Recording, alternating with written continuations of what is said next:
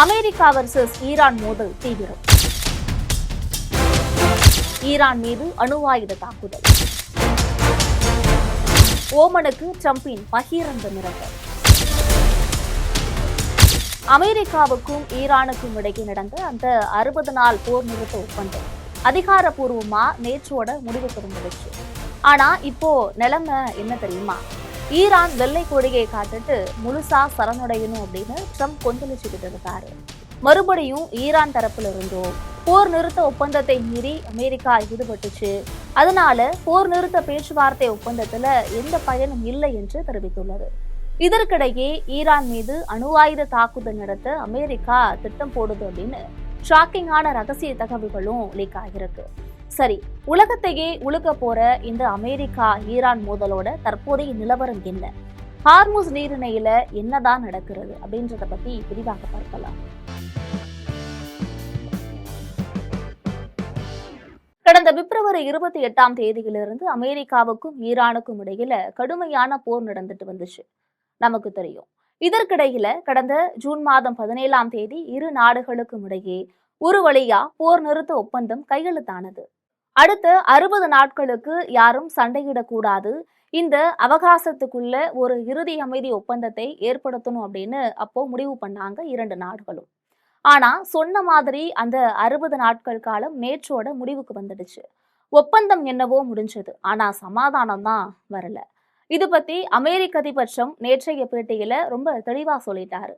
என்னன்னா, ஈரான் தரப்பு வெள்ளை கொடியை காட்டிட்டு நிபந்தனையற்ற முறையில சரணடையணும், அதுல எந்த மாற்றமும் இல்லை அப்படின்னு கராராக சொல்லியிருக்காரு. மறுபக்கம் ஈரானின் வெளியுறவுத்துறை செய்தி தொடர்பாளராக இருக்கக்கூடிய இஸ்மாயில் பாகாயி, அமெரிக்கா இந்த போர் நிறுத்த ஒப்பந்தத்தை அடிக்கடி மீறிக்கிட்டே இருந்துச்சு, அதனால இந்த ஒப்பந்தம் கையெழுத்தானதுனால எந்த ஒரு பயனும் இல்லாம போச்சு அப்படின்னு குற்றம் சாட்டியிருக்காரு. அதாவது ஒப்பந்தம் வெறும் பேப்பராகவே போச்சு அப்படின்னு பேசியிருக்கிறாரு.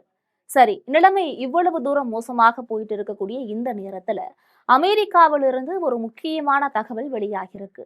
என்னன்னா, அமெரிக்காவின் முன்னாள் காங்கிரஸ் உறுப்பினர் மார்ஜோரி டெய்லர் கிரீன் தன்னுடைய எக்ஸ் பக்கத்துல வெளிநாட்டு போர்கள்ல இனி அமெரிக்கா ஈடுபடாதுன்னு ட்ரம்ப் வாக்குறுதி கொடுத்திருந்தாரு.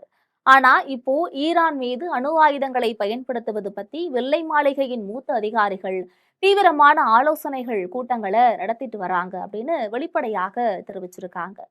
ஈரான் இன்னும் அணு ஆயுதம் தயாரிக்கிற அளவுக்கு வரலன்னு அமெரிக்க உளவுத்துறையே ஒரு ரிப்போர்ட் கொடுத்திருந்தாலுமே ட்ரம்போட நிர்வாகம் அதனை சிறிதும் கூட கண்டு கொள்ளலையாம். இஸ்ரேல் சொல்லுற எச்சரிக்கைகளை கேட்டு மட்டுமே அவங்க நடந்துக்கிறதாக கிரீன் குற்றம் சாட்டியிருக்காரு. ஒருவேளை ஈரான் மீது அணு ஆயுதத்தை பயன்படுத்தினா அது உலக போராக மாறி லட்சக்கணக்கான உயிர்களை பழிவாங்கும்னு உலகளாவிய நிபுணர்களும் எச்சரிச்சுக்கிட்டு இருக்காங்க. வெள்ளை மாளிகை தரப்புல இருந்து இப்போ வரைக்கும் இதுக்கு எந்த ஒரு பதிலும் அளிக்கப்படல அப்படின்றதுனால இது ரொம்பவே பயமுறுத்தக்கூடிய விஷயமா மாறுது. இந்த சூழல்ல அமெரிக்காவுடனான போரை நிரந்தரமாக முடிவுக்கு கொண்டு வருவதற்கான ராஜதந்திர முயற்சிகள் முழுவதுமாக முடங்கி போயிடுச்சு. இதன் காரணமா ஈரான் தன்னுடைய கொள்கைகளை தற்காப்பு நிலையிலிருந்து முழுமையான, அதாவது தாக்குதல் நிலைக்கு மாற்ற முடிவு செஞ்சிருக்கு அப்படின்னு ராய்ட்டர்ஸ் செய்தி நிறுவனம் தெரிவிச்சிருக்கு. குறிப்பா ஹார்முஸ் நீரிணை வழியாக எண்ணெய் கப்பல் போக்குவரத்து மீண்டும் தொடங்குவதற்கான பேச்சுவார்த்தைகள் அப்படியே முடங்கி போய் கிடக்கின்றன. இது பத்தி ஒரு மூத்த ஈரானி அதிகாரி சொல்லும் போது, ஹார்முஸ் நீரிணையிலும் சரி பிராந்தியம் முழுவதும் சரி பதற்றத்தை அதிகரிக்க எங்களது அமைப்புகள் தயாராகிருக்கணும்.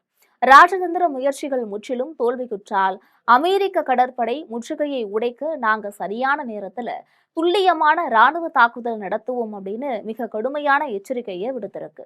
ஜூன் மாதம் கையெழுத்தான ஒப்பந்தத்துல ஹார்முஸ் நீர்வழியை நிர்வகிக்கக்கூடிய உரிமை தங்களுக்கு தான் இருக்குன்னு ஈரான் சொன்னுச்சு. ஆனா வாஷிங்டன் அதனை ஏற்றுக்கொள்ள மறுத்துடுச்சு. அங்கீகரிக்கப்படாத பாதையில சென்றதா கூறி ஈரானுடைய கப்பல்கள் மீது துப்பாக்கி சூடு நடத்தினாலதான் இந்த மோதல்கள் மறுபடியும் விஸ்வரூபம் எடுத்திருக்கு. இதற்கிடையே ஃபாக்ஸ் நியூஸ் தொலைக்காட்சிக்கு பேட்டியளித்து அதிபர் ட்ரம்ப் ஈரானை பத்தி பேசும்போது, எங்களது கடற்படை முற்றுகையால ஈரான் தினமும் நூற்றுக்கணக்கான மில்லியன் டாலர்களை இழந்துட்டு வருது. இந்த வாரத்துல அவங்க மீது இன்னும் கடுமையான பொருளாதார தடைகளை விதிக்க போறோம் அப்படின்னு சொன்னாரு. அது மட்டும் இல்ல, ஹார்முஸ் ஜலசந்தியில ஒரு தற்காலிக புதிய போக்குவரத்து பாதையை உருவாக்க ஈரானுடன் ஓமன் நாடு ஒப்பந்தம் செய்ய முயல்வதாக தகவல்கள் வெளியாகிருக்கு. இதனை கேள்விப்பட்ட அமெரிக்கா ஓமனுக்கு ஒரு சம்மட்டி அடி எச்சரிச்சிருக்கு.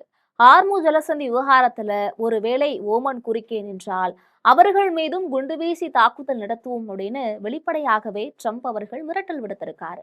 ஹார்மு ஜலசந்தி கிட்டத்தட்ட தங்களுடைய கட்டுப்பாட்டிற்கு வந்துடுச்சும் அதை அமெரிக்காவின் பகுதியாகவே அறிவிக்கப் போவதாகவும் ட்ரம்ப் கூறியிருக்காரு. மேலும் ஈரான் அணு ஆயுத வல்லரசாக மாறுவதை தடுப்பதே எங்களுடைய முதன்மை இலக்கு அப்படின்னு அவர் திட்டவட்டமாக கூறியிருக்காரு. இதே பேட்டியில காசா இஸ்ரேல் விவகாரம் பத்தி பேசின ட்ரம்ப் அவர்கள் ஹமாஸ் அமைப்பினர் தங்களிடம் இருக்கக்கூடிய ஆயுதங்களை கைவிட்டுட்டு வர்றாங்க. அதனால காசா மீது இஸ்ரேல் இனி தொடர்ந்து தாக்குதல்களை நடத்த வேண்டிய அவசியம் கிடையாது அப்படின்னு குறிப்பிட்டிருக்காரு. ஒரு பக்கம் 60 நாள் போர் நிறுத்தம் முடிவுக்கு வந்துடுச்சு. இன்னொரு பக்கம் அணு ஆயுத தாக்குதல் பற்றிய அச்சம் எழுந்திருக்கு. ஹார்முஸ் நீரிணையில ஓமனும் அமெரிக்காவும் மோதிக்கொள்ளக்கூடிய சூழல் உருவாகி இருக்கு. இந்த நிலைமை இப்படியே தொடர்ந்துச்சு அப்படின்னா அடுத்து உலக நாடுகளுக்கு மிகப்பெரிய ஆபத்து ஏற்பட நேரிடும். இந்த விவகாரத்துல ட்ரம்பின் அதிரடி நடவடிக்கைகள் சரியா அல்லது ஈரானின் நிலைப்பாடு சரியா? உங்களோட கருத்துக்களை மறக்காம கமெண்ட் செக்ஷன்ல சொல்லுங்க. இந்த மாதிரியான சுவாரஸ்யமான மற்றும் முக்கியமான உலக நடப்புகளை தெரிந்து கொள்ள நம்ம சேனலை உடனே சப்ஸ்கிரைப் பண்ணுங்க. அதுவரைக்கும் உங்களிடமிருந்து விடைபெறுவது நான் உங்கள் ஜனிஷா.